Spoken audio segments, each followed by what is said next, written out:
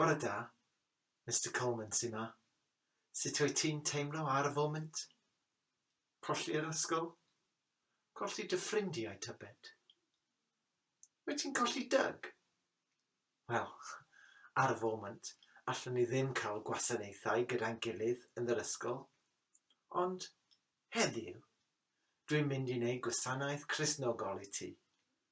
Os ti am weld e, bydd sgwrs gyda Dyg a stori am Iesu.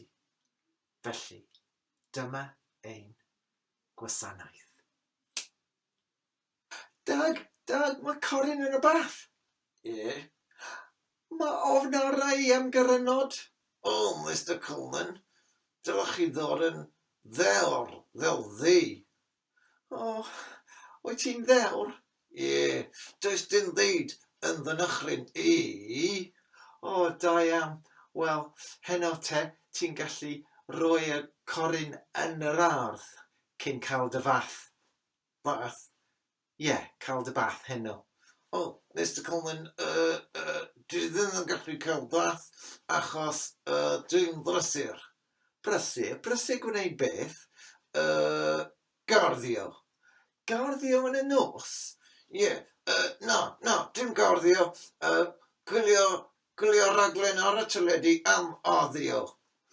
Dyg, rwy ti'n gallu cael dy fath ar ôl gwylio'r teledu. O, Mr Colman, beth os ni'n rhedeg mas o ddŵr?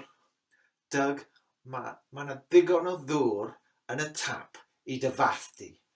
O, Mr Colman, Dyg, beth sy'n bod? Mae ofn arna i am ddŵr. Dwi ddim eisiau cael bath, achos... Ie? Wel, Mr Colman, beth os dwi'n boddi yn y dŵr? Dyg, fydda di ddim yn boddi. Bydda i gyda ti. Fyddwch chi? Bydda, ie. O, da iawn, Mr Colman. Dwi'n mor ddelch. Ie, a dweud y gwir, mae hwnna'n atgoffa fi am stori gyda Iesu a'i ddisgyblion. Stori? Ie. Wrth llyn Galilea. O. Roedd Iesu a'i ddisgyblion wedi cael diwrnod caled. Dywedodd Iesu, beth am fynd i ochr arall y llyn yn y cwch i fynd i ffwrdd o'r dyrfa. Reit, a wel, dyna beth wnaethon nhw.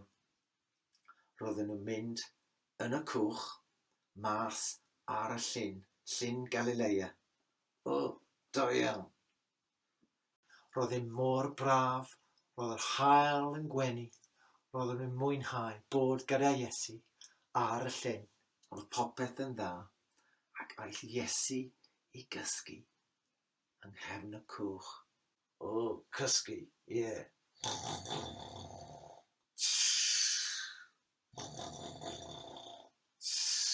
Ie, fel ni, da iawn.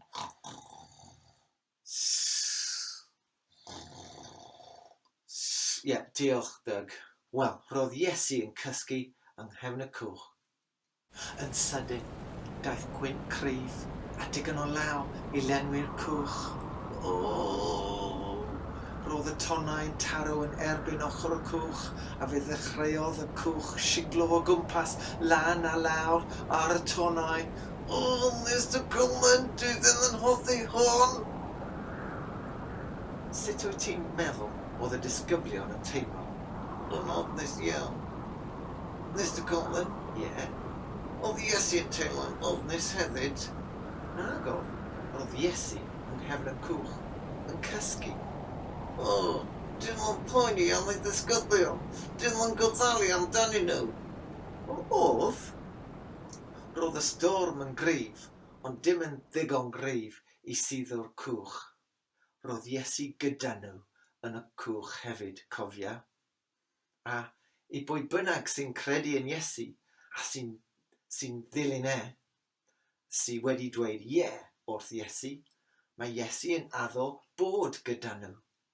Bob dydd.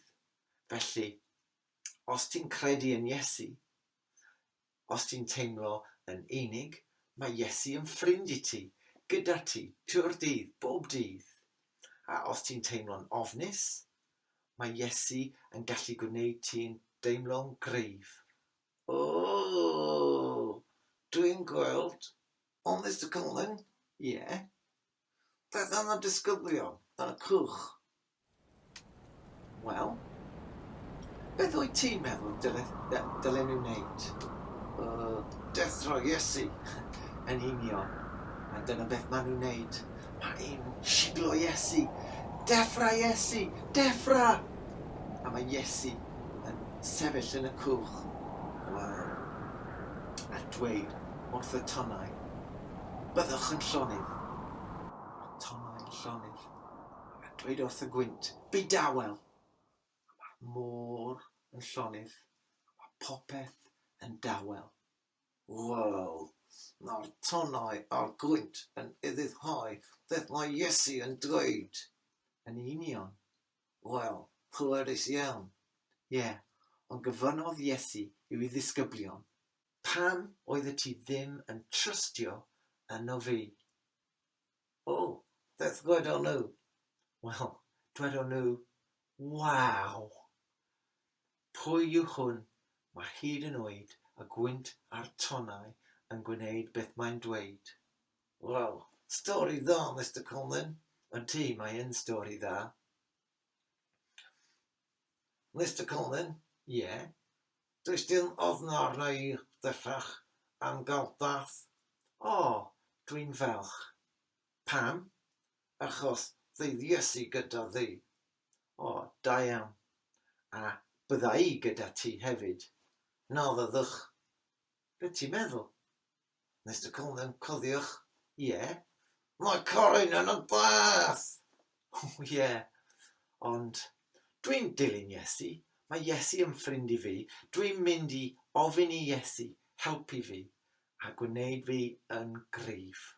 O, da iawn, Mr Colman. Da iawn, Doug. Diolch am dy help. Wel, dwi'n mynd i weddio nawr. Os rwy ti'n cytuno gyda'r weddi, ti'n gallu dweud amen ar y diwedd.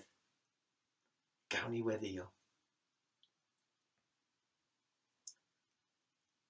Agloedd Iesu, diolch am addo i fod gyda pwy bynnag sy'n trystio yno ti. Diolch, nag oes reswm i ni deimlo'n unig, nag ofnus. Achos bydde di gyda pwy bynnag sy'n dy ddilyn di. Amen. Amen. Da iawn. O, diolch am wylio'r fideo. A gwelai ti yn fuan. Hwyl fawr. Hwyl dawr.